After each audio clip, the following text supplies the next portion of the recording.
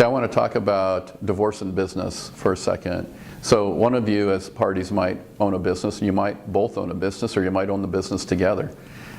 So there's different things you need to understand about how to deal with that business in the divorce process. The business may be the largest asset that you own together as a couple. And there may be a business partnership that one of the parties have, either husband or wife has with somebody else. You may be multiple partnerships. Could be a small business, could be a large business. So businesses don't have to be overly difficult, but they can be fairly complex.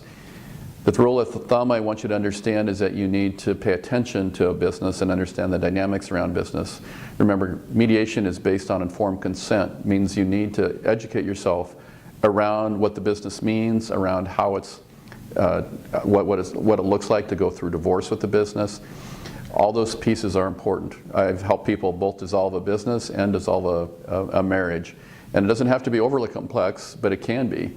So I just want you to underscore the process. Pay attention to the business, pay attention to the value of the business.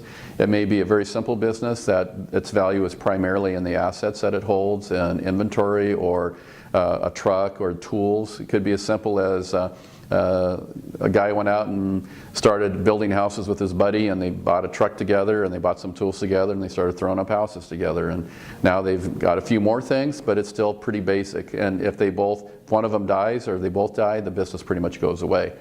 So that's called the business of goodwill. There's not a lot of asset to it around what the goodwill of that particular party has built around it. So it's not worth millions or usually thousands and thousands of dollars. Now there are businesses that are, and they may have multiple partnerships, there may be multiple businesses, there may be land holdings, there may be all kinds of different pieces to it. So you need to pay attention to the business, whether it's real estate, whether it's a service business, whatever kind of business this is. Here's what I want you to take away from this, is that please get educated, please understand the dynamics of business, and work with somebody who knows those dynamics as well.